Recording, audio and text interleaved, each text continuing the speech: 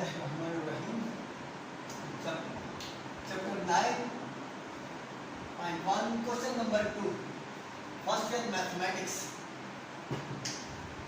अब question number 1 में हमने पढ़ा था रेडियन डिग्री को रेडियन में कन्वर्ट करना। क्वेश्चन नंबर 2 में पढ़ रहे हैं रेडियन को डिग्री में कन्वर्ट करना। अब हम इधर रेडियन को डिग्री में कन्वर्ट करते हैं और डिग्री को रेडियन में कन्वर्ट करते थे। क्वेश्चन नंबर 1 में पाई डिवाइड बाय 8 रेडियन, इसको हमने कन्वर्ट करना है, डिग्री में कन्वर्ट करना है। अब डिग्री रेडियन को डिग्री में कन्वर्ट करना है। फर्स्ट रेडियन और डिग्री के बीच में रिलेशनशिप हम देखते हैं। हम जानते हैं रेडियन और डिग्री के बीच में relationship pi radian is equal to 180 degree. अब हमने किसको कन्वर्ट करना है? रेडियन को डिग्री में कन्वर्ट करना है, तो जिसको कन्वर्ट करना है उसको 1 बनाना है। आगे मैं इससे मल्टीप्लाई करूं, इससे कोई फर्क पड़ेगा? पाई मल्टीप्लाई बाय 1 रेडियन, ये पाई मल्टीप्लाई है, इधर आगे divide 1 radian is equal to इधर मल्टीप्लाई इधर आगे डिवाइड हो गया 180 डिवाइड बाय पाई रेडियन। अब ये क्या हो गया? 1 रेडियन। जिसको कन्वर्ट करना है उसको मैंने 1 बना लिया। 1 radian is equal to 180 degree divide by pi. ये 1 रेडियन बन गया। अब जिससे कन्वर्ट करना है उससे मल्टीप्लाई ऑन बोथ साइड करते हैं। किससे? पाई डिवाइड बाय 8 रेडियन को हमने कन्वर्ट करना है डिग्री से, तो मैं इधर क्या करूंगा? Multiplying on both side, multiplying on both side of pi divide by 8। Pi divide by 8 से मल्टीप्लाइंग ऑन बोथ साइड करूंगा, तो इधर 1 देख लीजिए, तो pi divide by 8 multiply by 1 radian is equal to pi divide by 8 multiply by 180 degree. तो ये 1 से मल्टीप्लाई होने के बाद वहीं आ गया pi divide by 8 radian is equal to, आप इधर कैंसिलेशन करें, ये इनको सिंपलीफाई करें, पाई मल्टीप्लाई बाय 180 करें डिवाइड बाय 8 करें कैलकुलेटर में, तो आपको आंसर आएगा 22.50 डिग्री आएगा। ये इसको मैंने किस में कन्वर्ट कर लिया? डिग्री में कन्वर्ट कर लिया। यहाँ तक काफी नहीं है, आगे इंटीजर नंबर आ जाए, पाई में फ्रैक्शन में आंसर नहीं आ जाए तो उसको ऐसे रखना।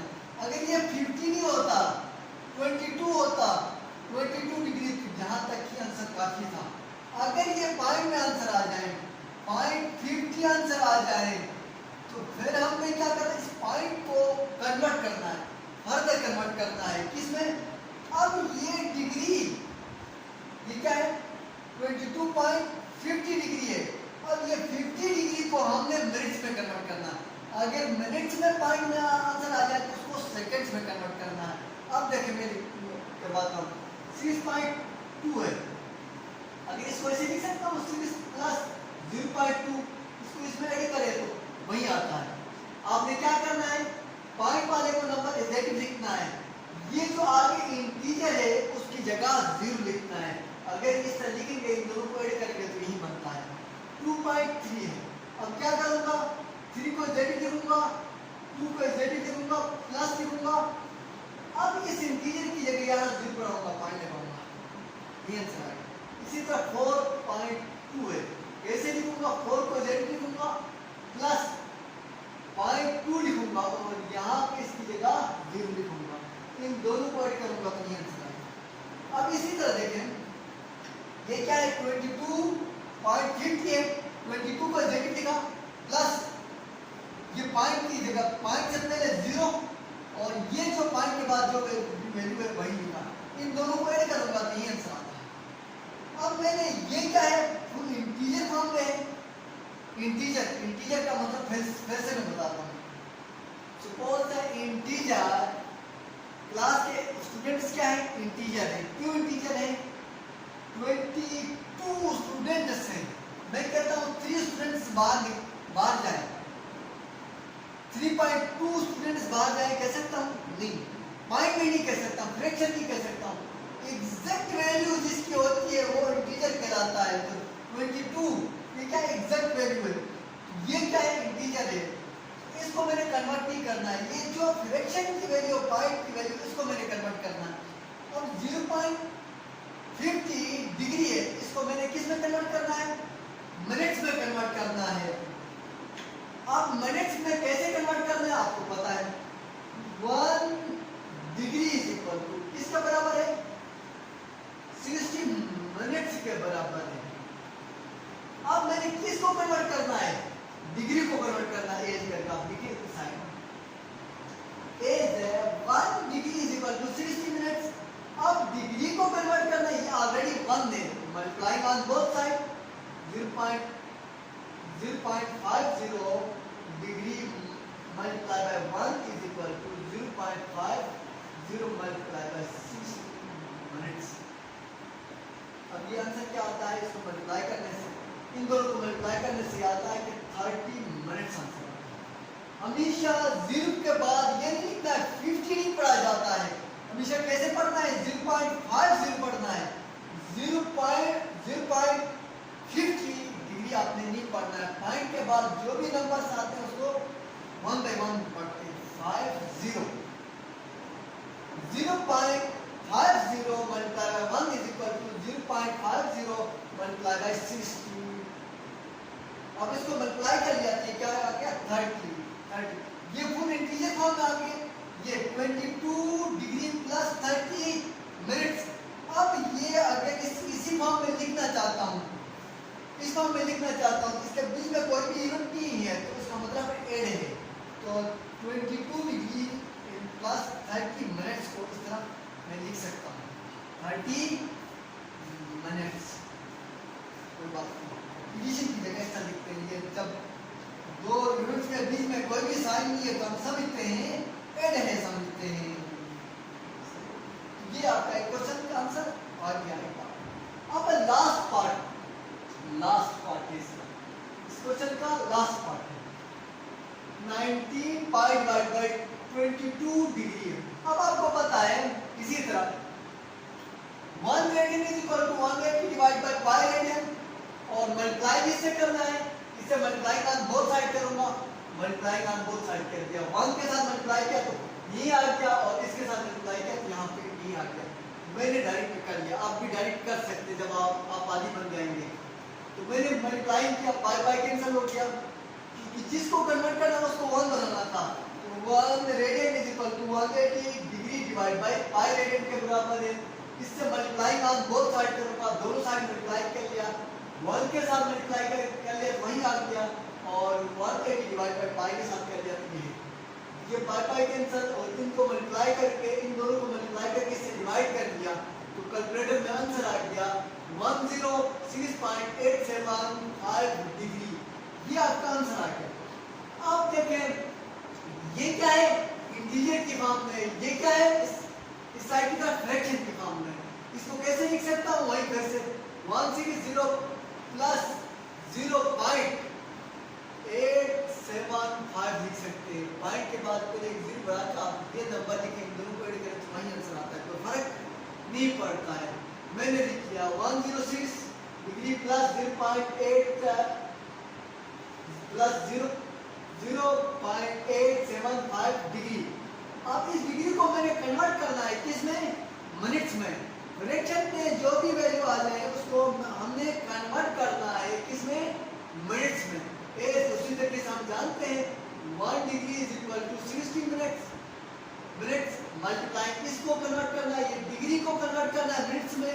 डिग्री ऑलरेडी 1 एग्जिस्ट करता है, इसी से मल्टीप्लाई ऑन बोथ साइड करेंगे, मल्टीप्लाई ऑन बोथ साइड कर दिया 1 से मल्टीप्लाई करने से ही आ जाएगा 0.875 is equal to 0.875 multiply by 60। तो इसी तरह मैंने कर लिया, ये इधर जस्ट आप लिख लो, आप डायरेक्ट भी लिख सकते हैं। इसको 60 से मल्टीप्लाई करें, ये किस में कन्वर्ट हो गया, डिग्री किस में कन्वर्ट हो गया, मिनट्स में कन्वर्ट कर लिया। अब इन दोनों को मल्टीप्लाई कर लिया, ये आंसर क्या आया 52.5 मिनट्स आ गया। अब 52.5 मिनट्स, फिर से 52 प्लस 0.5 मिनट्स लिख सकता हूँ दोनों में, इन दोनों को ऐड कर लूंगा तो ये आ जाएगा, इधर सेकंड नहीं लिखना है, ये दोनों मिनट्स ऐड होकर यही आंसर आएगा। अब देख लें ये पॉइंट आंसर आ गया, फ्रैक्शन में वैल्यू आ गई।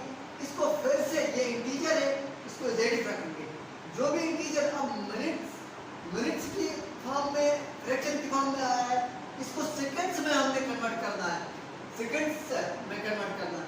अब मिनट्स और सेकंड्स के बीच में रिलेशन हमें पता है क्या है, 1 minute is equal to 60 seconds के बराबर है। अब ये मिनट्स को हमें सेकंड्स में कन्वर्ट करना है, जिसको कन्वर्ट करना है उसको 1 बनाना है। ये 1 ऑलरेडी एग्जिस्ट करता है, अब ऑलरेडी 1 एग्जिस्ट करता है तो जिससे कन्वर्ट करना है उससे मल्टीप्लाइंग ऑन बोथ साइड करते हैं। 0.5 से मल्टीप्लाइंग ऑन बोथ साइड करेंगे, 1 is equal to 0.5 multiply by 60 seconds minutes. ये अब इस तरह आप डायरेक्ट भी कर सकते हैं, ये क्या आ गया 0.5 मिनट्स आ गया, इसको कन्वर्ट करना है सेकंड्स में, इस वैल्यू से 60 से मल्टीप्लाई करें, ये किस में कन्वर्ट हो गया, सेकंड्स में कन्वर्ट हो गया। 0.5 मल्टीप्लाई बाय 60 मिनट्स को मल्टीप्लाई करने से आंसर आ गया 30 सेकंड्स आंसर आ गया। अब ये देखिए तीनों के तीनों ये भी इंटीजर के फॉर्म में, और बीच में एडिशन का फॉर्म, एडिशन नहीं लिखा, आगे दो यूनिट्स के बीच में कोई भी साइन नहीं है तो इसका मतलब एड समझा जाता है, तो हमने इस फॉर्म में लिखा। ये आपका दूसरा पार्ट भी मुकम्मल हो गया, कंप्लीट। क्वेश्चन नंबर 3 कहता है कि एक हैंड वॉच है और सेंट्रल एंगल बताओ कहता है, जबकि इस वॉच में 4 बज गई, ये क्या है 12, 1 2 3 4 बज गई, इनकी सुई के बीच में एंगल, ये सेंट्रल एंगल बताना है। यहाँ पे ये जो एंगल थीटा है ये हमने बताना है, ये एंगल हमने बताना है। अब देखें कोई भी सर्कुलर शेप, सर्कल, उसके अंदर टोटल एंगल कितना होता है 360। एक सर्कल है, उस सर्कल के अंदर टोटल एंगल कितना होता है 360। तो हम जानते हैं हम जानते हैं the total angle in a circle is equal to 360। एक सर्कुलर वॉच क्या है, सर्कुलर है, और उसके अंदर टोटल एंगल कितना होगा 360 के इक्वल होगा। वी हैव आल्सो, इस वॉच के अंदर टोटल पार्ट्स कितने 12। तो देखें अगर किसी एक बंदे के पास 360 रुपीस है, उसने 12 बच्चों को डिवाइड करना है, वो कैसे डिवाइड करेगा, हर बच्चे का कितना पार्ट आएगा, क्या करेंगे हम, वो 360 को डिवाइड करेंगे, जितने बच्चे उससे डिवाइड करेंगे, वो टोटल से डिवाइड करेंगे तो एक बच्चे का पार्ट आएगा। सपोज मेरे पास 50 रुपए हैं, मैंने 4-5 बच्चों को डिवाइड करके देना है, तो कितने आएंगे 10 रुपीस आएंगे। कैसे आएंगे, 50 डिवाइड बाय 5 करूंगा, 5 5 जा 5, 50 डिवाइड बाय 5, 5 5 जा 5 5 0, तो ये 10 रुपीस आएंगे। इसी तरह हम कैसे करते हैं, 360 टोटल एंगल कितना है 360 है, और इसके अंदर कितने पार्ट्स हैं 12 पार्ट्स हैं। 12 पार्ट्स, एक पार्ट का कितना ऐसा आएगा 1 2 3 4, एक पार्ट का कितना ऐसा आएगा, कैसे निकालेंगे, क्या we also have the clock has 12 equal parts. घड़ी क्या रखती है 12 इक्वल पार्ट्स रखती है, और 1 part has degree is equal to कितना डिग्री रखता है 360 divide by 12 is equal to 30 degree. एक पार्ट कितना रखता है 30 डिग्री रखता है। अगर एक पार्ट रखता है तो 4, हमने कितने पार्ट्स का निकालना है 4 पार्ट्स का एंगल निकालना है। तो कैसे रहे, ये 1 2 3 4 पार्ट्स को ऐड करूंगा, हर एक का कितना है 30 है, 4 पार्ट्स का क्या आएगा 4 मल्टीप्लाई बाय 30 करें या 30 को 4 दफा ऐड करें तो वो आ जाएगा, ठीक है। तो मैं क्या करूंगा, देखें सपोज 3 रुपीस है मेरे पास, मैंने 4 बंदों को देने हैं, तो कैसे आएगा 3 प्लस 3 प्लस 3 1 2 3 4 1 2 3 4 12 आ गया। नहीं, अगर 4 मल्टीप्लाई बाय 3 करूंगा तो भी 12 आ जाएगा, 4 मल्टीप्लाई बाय 3 करूंगा तो भी आंसर वही 12 आ जाएगा। तो मेरे पास टोटल पार्ट्स, कितने पार्ट्स का एंगल निकालना है 4 पार्ट्स का निकालना है। एक पार्ट का कितना है 30 है, 4 पार्ट्स का कैसे आएगा? 4 parts has angle is equal to central angle is equal to has angle लिखता हूं, जस्ट एंगल सेंट्रल एंगल लिखना हमने, central angle is equal to 4 multiply by 30। ये डिग्री में आप अगर इसको रेडियन में कन्वर्ट करना चाहते हैं आप कर सकते हैं। आप देखें रेडियन में कैसे कन्वर्ट करेंगे? 180 degree is equal to pi radian, 1 degree is equal to pi divide by 180 multiply 120 on both side, तो 120 multiply by 1 is equal to 120 multiply by pi divide by 180। इस तरह लिख सकता हूं। इसको रेडियन में कैसे कन्वर्ट करूंगा? 120 multiply by pi divide bye 180 radian. 0 0 cancel, 2 1 जा 2 9 पाई डिवाइड बाय 9 रेडियन। 120 है नहीं, 128, ये 12 हो गया, 9 है। 0 0 कैंसिल, 3 4 जा 3 6 जा 2 2 जा 2 3 जा 2 pi divide by 3 radian answer आ गया। 2 pi divide by 3 radian answer आ गया। ये इसका आंसर एंगल आ गया था। सेंट्रल एंगल कितना हो गया? 2 pi divide by 3 radian answer आ गया। अब आते हैं हम एक इंपॉर्टेंट प्रूफ की तरफ। ये प्रूफ है क्या है? Theta is equal to L और आर। थीटा को क्या प्रूफ करना है? एल और आर प्रूफ करना है हमने। अब उससे पहले देख लें कुछ चीजें, कुछ बातें मैं बताता हूं।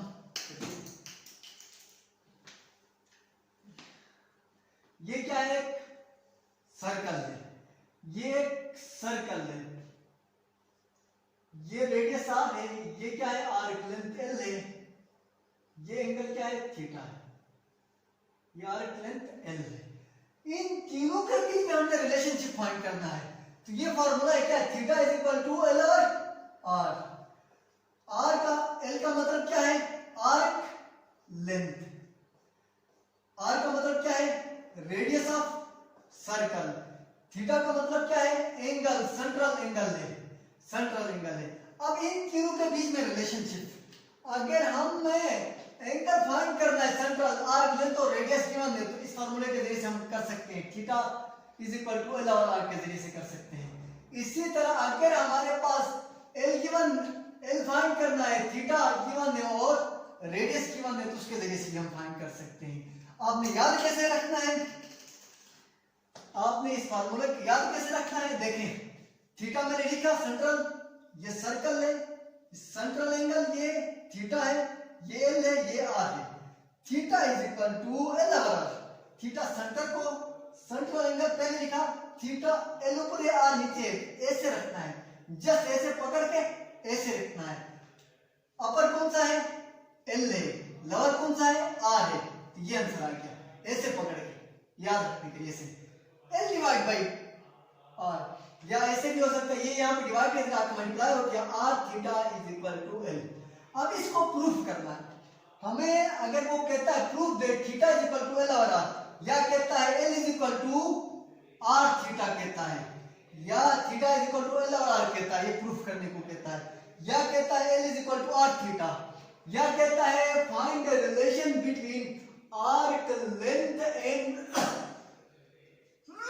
Central angle of a circle कहता है, तब हमने ये प्रूफ करना है। प्रूफ कैसे करना है मैं आपको बताता हूं। कंसीडर अ सर्कल, मैंने कंसीडर किया एक सर्कल है, सर्कल है विद सेंटर, उसका एक सर्कल है, उसका सेंटर क्या है? रेडियस क्या ले रहा हूं? उसकी रेडियस आर ले रहा हूं, उसकी रेडियस क्या ले रहा हूं? आर ले रहा हूं। एक सर्कल है, उसका सेंटर ओ है और उसकी रेडियस क्या है? आर है। और लेट कहता हूं एक पी से क्यू तक क्या है? ये एक आर्क लेंथ है, पी से लेके क्यू तक ये क्या है? आर्क लेंथ है। पी क्यू आर्क लेंथ को हमेशा कैसे डिनोट किया जाता है? ऐसे डिनोट किया जाता है। तो ये क्या है? आर्क लेंथ है। मैंने एक सर्कल ले लिया, उसका रेडियस r है और रेडियस क्या है, रेडियस r है, सेंटर o है और आर्क लेंथ क्या है, PQ is equal to L है। आर्क लेंथ को हमेशा इस समान सर्कल से डिनोट करते हैं, समान सर्कल से डिनोट करते हैं आर्क लेंथ को हमेशा। तो इधर देखें एक सर्कल है, सर्कल का सरकमफ्रेंस मतलब टोटल लेंथ किसके बराबर हो, ये सरकमफ्रेंस, इसको क्या कहते हैं, सरकमफ्रेंस कहते हैं। सरकमफ्रेंस किसके बराबर है, हमेशा 2 पाई r के बराबर है। सर्कल ज्यादा होगा तो रेडियस ज्यादा हो जाएगा, उसकी वैल्यू सरकमफ्रेंस ज्यादा, आंसर ज्यादा आ जाएगा। आगे ये दोनों कांस्टेंट हैं और ये दोनों क्या, ये दोनों कांस्टेंट और पॉजिटिव हैं। उसका मतलब ये क्या है, रेडियस, रेडियस इंक्रीज होगा, सरकमफ्रेंस इंक्रीज होगा, रेडियस कम होगा, सरकमफ्रेंस कम होगा। तो ये डिपेंड करता है, रेडियस पे डिपेंड करता है। तो कोई भी सर्कल का जनरल फार्मूला क्या है, सरकमफ्रेंस का 2 पाई r है, 2 पाई r है। और टोटल एंगल, कोई भी सर्कल का एंगल, एंगल हमेशा कांस्टेंट रहता है, वो एंगल किसके बराबर होता है, 2 पाई के बराबर होता है, 2 पाई के बराबर होता है। अब एक बात, दूसरी बात आप देख लें, दूसरी बात ये क्या है, एक सर्कल है, सर्कल के अंदर सेंट्रल एंगल ये क्या है, रेडियस है, ये क्या है, P है। अगर मैं ये आर्क लेंथ बढ़ाता जाता हूं तो ये सेंट्रल एंगल इंक्रीज होता जाएगा। अगर ये मैं छोटा करता हूं तो ये क्या हो जाएगा, सेंट्रल एंगल भी छोटा होता जाएगा। डिपेंड करता है किस पे, आर्क लेंथ पे। आर्क लेंथ इंक्रीज करता जाऊंगा तो सेंट्रल एंगल भी इंक्रीज होता जाएगा। सपोज आर्क लेंथ इधर तक लेता हूं, इसका सेंट्रल एंगल लेता हूं तो ये एंगल क्या होता जाएगा, इंक्रीज होता जाएगा। आर्क लेंथ इंक्रीज किया मैंने तो ये क्या बन गया, सेंट्रल एंगल भी इंक्रीज होता गया। उसका मतलब क्या है, देखें कि एक चीज बढ़ने से दूसरी भी चीज बढ़ जाए। तो मैं आर्क लेंथ बढ़ाता हूं तो एंगल, सेंट्रल एंगल भी बढ़ता जाता है। और देखें आर्क लेंथ छोटा कर रहा हूं, कम कर रहा हूं, कम इतना कर रहा हूं, आर्क लेंथ इतना ले रहा हूं तो अब सेंट्रल एंगल क्या होता है, कम होता जाता है। एक चीज ज्यादा होने से दूसरी भी चीज ज्यादा होती जाए, एक चीज कम होने से दूसरी भी चीज कम होती जाए। उसका मतलब क्या है, डायरेक्टली प्रोपोर्शनल नहीं। ये दोनों आर्क लेंथ और सेंट्रल एंगल के बीच में रिलेशनशिप क्या है, डायरेक्टली प्रोपोर्शनल का रिलेशनशिप है। तो इसका मतलब मैं ये लिख सकता हूं, theta is directly proportional to arc length, लिख सकता हूं arc length. Angle, central angle is directly proportional to arc length लिख सकता हूं। तो इसी तरह देखें, the circumference of a circle is equal to 2 pi r। मैंने अभी बताया कोई भी सर्कल है उसकी सरकमफ्रेंस किसके बराबर है, 2 पाई r। वो r पे डिपेंड करती है सरकमफ्रेंस। मैं कहता हूं सरकमफ्रेंस 2 पाई r रेडियन है। अब देखें, लेट कहता हूं AOB is equal to r theta. मैंने एक आर्क ले लिया, PQ एक आर्क लिया, उसके बीच में सेंट्रल एंगल क्या लिया, थीटा लिया, उसको OPQ। जब भी जिस पॉइंट पे बनता है एंगल उसको बीच में रखते हैं, QOP भी रख सकते हैं, POQ भी रख सकते हैं। तो मैंने एंगल क्या, मेजर ऑफ एंगल लिख सकते हैं AOP, ये कोई नाम दे दें, AOP दे दें या OAB दे दें, इसको B दे दें, दो भी आर्म, ये AOB, ये आर्म में OA, एक आर्म में OB, दूसरा आर्म में, दो आर्म्स के बीच में यू शेप को क्या कहेंगे, एंगल कहेंगे। तो मैंने क्या, measure of angle AOB is equal to theta. इस दो आर्क PQ के बीच में जो एंगल बनता है इसको मैंने किससे डिनोट किया, थीटा से डिनोट किया। And length of arc, length arc क्या है, PQ क्या है, आर्क लेंथ है, इसको मैंने किससे डिनोट किया, L से डिनोट किया। तो जब ये क्या है, सेंट्रल एंगल है, ये क्या है, आर्क लेंथ है। अब इन दोनों के बीच में रिलेशनशिप हम जानते हैं, क्या रिलेशनशिप जानते हैं कि central angle is directly proportional to arc length. तो हम जानते हैं the length of an arc is proportional या directly proportional to the measure of its central angle. इसके सेंट्रल एंगल और आर्क लेंथ आपस में डायरेक्टली प्रोपोर्शनल होते हैं। तो L is equal to directly proportional to theta.